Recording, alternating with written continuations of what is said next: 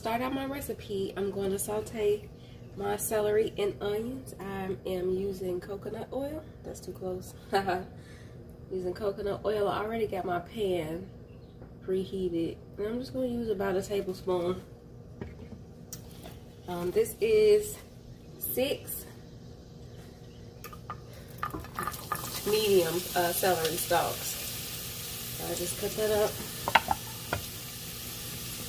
And this is about a half of a medium white onion. The recipe actually calls for a green onion, but I didn't have any, so I'm using what I have. I'm just going to saute that up until those vegetables are nice and soft, and then I'm just going to put some salt in mine.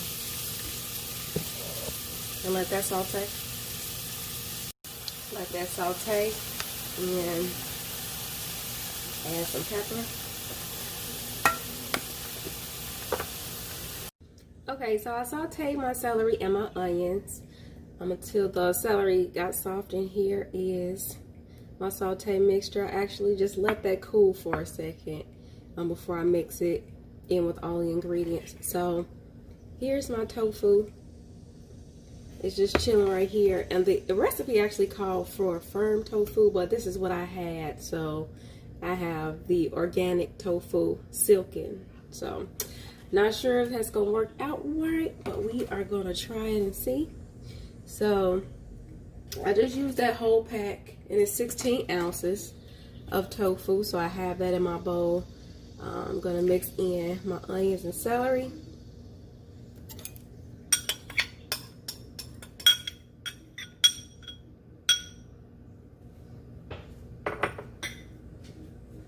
So we have that,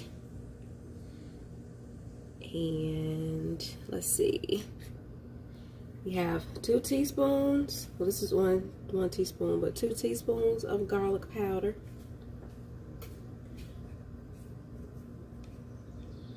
So, another teaspoon.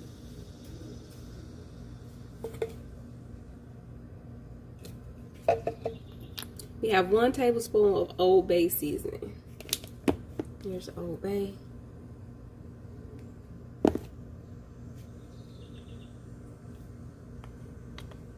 We have half a cup of breadcrumbs. Now, I used the Progresso breadcrumbs, and these are garlic and herb.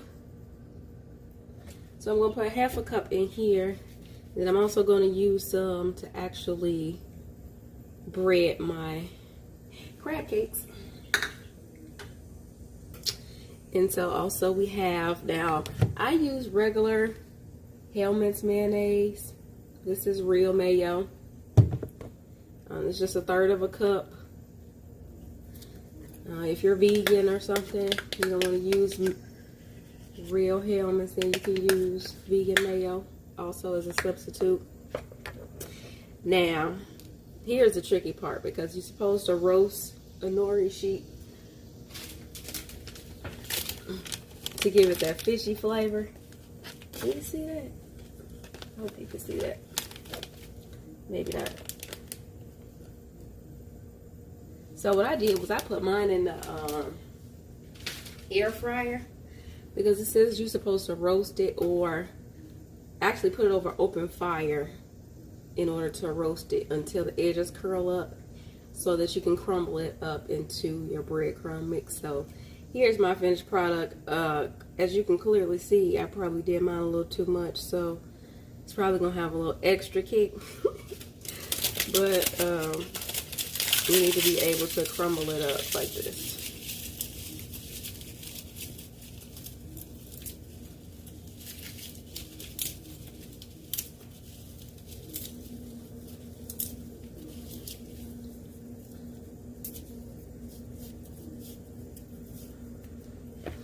So that's it. So just mix that up real well.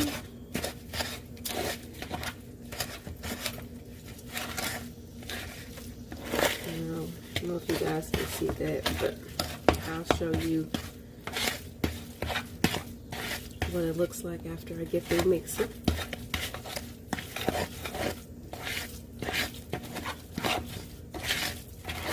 You can really smell that seaweed smell.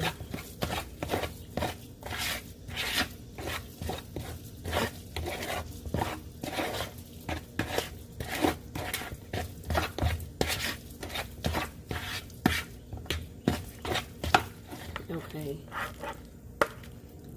this is what it looks like. It actually looks like some tuna.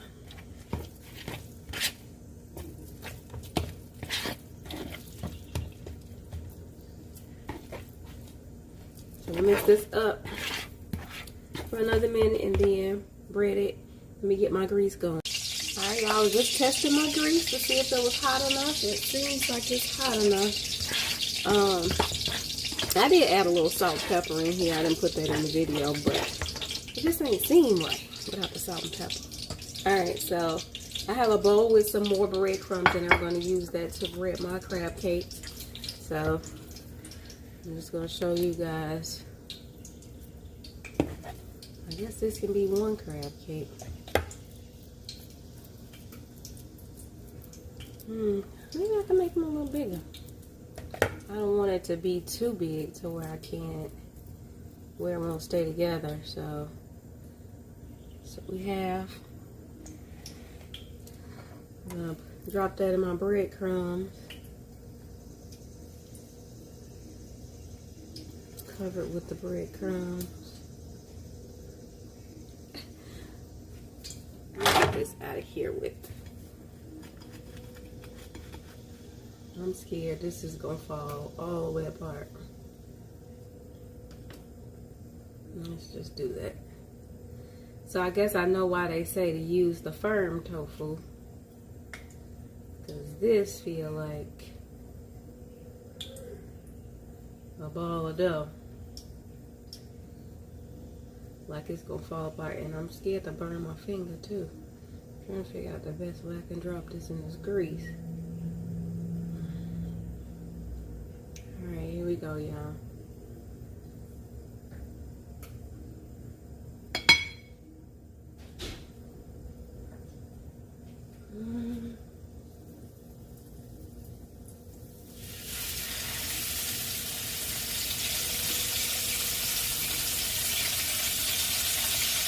I'll show y'all the finished result. It's too much. Okay, y'all, so I tried my mixture before and it completely fell apart. So what I did was added another half a cup of breadcrumbs to the actual mix, and I'm about to add an egg in there also to try to give it some extra binding agents. I had this mixture sitting in the refrigerator for probably about 30 minutes while I ran to the store right quick. So I'm just about to mix this together and then coat it with my bowl of breadcrumbs over here and fry it in about 2 tablespoons of coconut oil. So hopefully this will help bring it together, make it stay. The flavor was actually really good. It was just falling all apart. So now I know when the recipe says firm tofu, then I need to use firm tofu. I was actually finding a lot of other recipes as well. It said that you can use like artichoke hearts and other stuff to actually make your salmon croquettes or crab cakes or whatever you want to call it. But so maybe I'll try that next time. You can also use mushrooms as well. So if this don't work out again for a second time, then I guess I'll just show y'all what I got and we can make it do what it do. So I'm about to make these into patties and I'll show y'all the finished result. Y'all didn't see the first take, but as you can see, they're coming out all right, y'all. Looking good. Okay, here is the finished product, guys. So I added some rice, and anybody that's like me who can't make rice to save their life, I use this ready rice that Uncle Ben. You can just steam it. I know I cheated. Don't judge my life, but This has about to go down. Hey guys, give me some air hugs, y'all. Welcome to 5 Vegetarian. This is Latiera, aka your favorite cousin. I know it's been a while since I've touched bases with you guys. A couple of weeks have passed, and so it's just been a lot going on. So I do apologize for not having any videos up recently, but my grandmother just recently passed away. Rest in peace to Sadie Mae Thompson. And I also celebrated my 3rd wedding anniversary literally a week after that. So it's just definitely been a roller coaster of emotions and things going on. So I just wanted to kick off another video. This is my rendition of, well, not actually mine, but I found a recipe online for vegetarian crab cakes or salmon croquette, whatever you want to call it, and rice. So that's what I have today. Now I'm just gonna let y'all know right now this video is gonna be short because it's like 90 degrees outside. It's probably like 85 degrees in here, and my AC, my central air just went out. So yeah, this video about to be real short. It's a little hot. So I'm just gonna dig in. I'm gonna rate this a semi-fail just because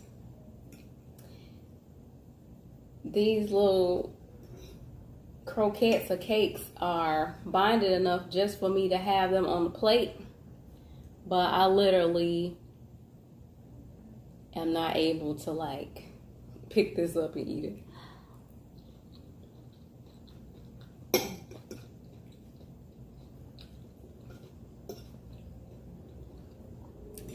It actually tastes really good. The roasted seaweed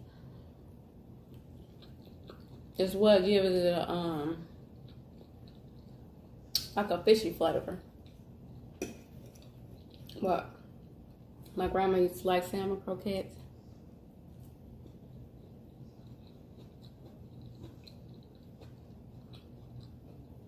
And my grandma used to make everything with rice. That's one of the reasons why I put rice on here, because literally, like breakfast with rice, lunch with rice, dinner with rice. I'm like, ain't you tired of rice, grandma? No. It'll fill you up. That's her. But I had to wait a little while before I could actually do this video because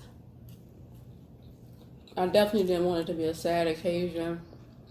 I didn't want it to be something that, you know, I'm just breaking down uncontrollably in the video, crying and everything.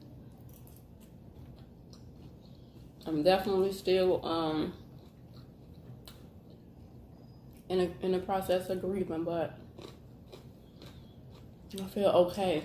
I know it's something you gotta take a day at a time.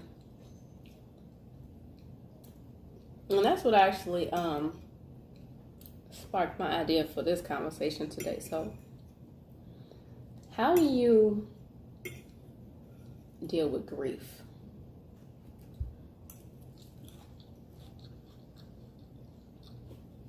Personally. The loss of a loved one, a friend, family, whatever. How do you deal with loss? Me personally, I'm one of those type of people that's like, if it's something bothering me,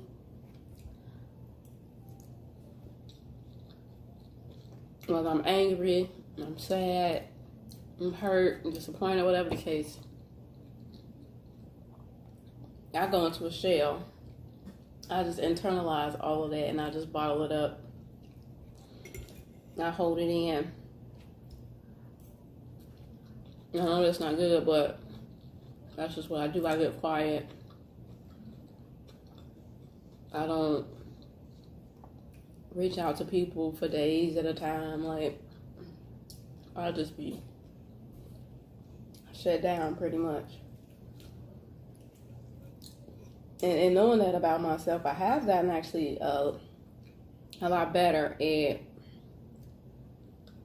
talking about what I'm going through in the moment instead of bottling it up. Because I would bottle it up for days or weeks, and then when I'm ready, I'll talk about it. I think that just goes with,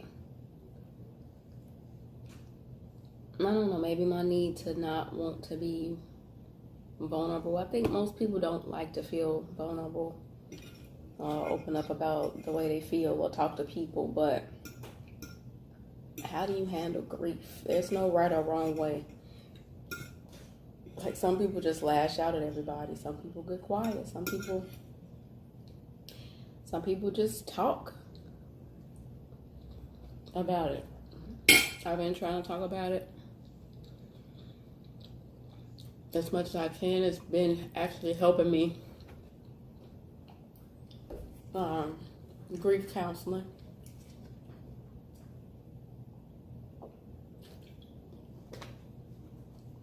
Is another thing that's that's helpful.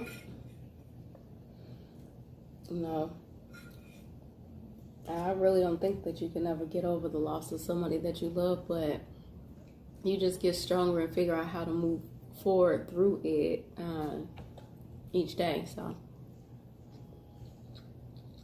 that's where I'm at right now.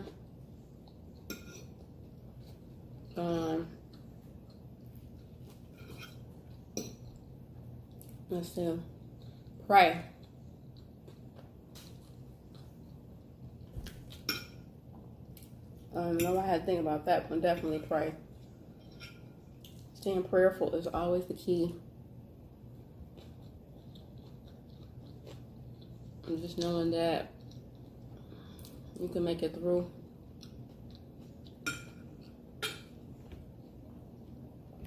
There's another thing.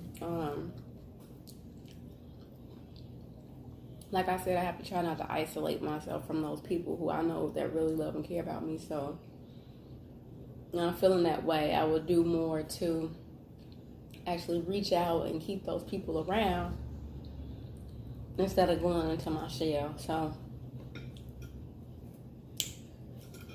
I just think that that's important, but that's really what's been going on with me. I hope everything has been well with everybody. I know it's a ton of stuff going on. You know, that I haven't touched on, or that probably I could touch on. Still dealing with Corona. Just no more words for that. You know, innocent people still getting killed. You know, arrest Breonna Taylor's murderers. Like,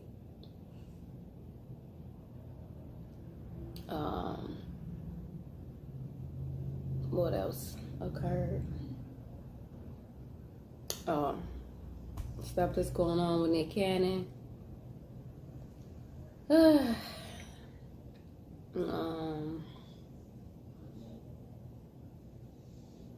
What else? First step of reparations payments in South Carolina, or I think it was South Carolina. Excuse me. What else? But yeah, I know it's a lot of things going on, but personally, it's been a roller coaster of emotions, but I'm definitely happy I was able to do another video. I'm about to cut this off and get into in front of this fan. So I love y'all, and I'll be back next week and ready to eat everything. Okay, I'll talk to y'all soon.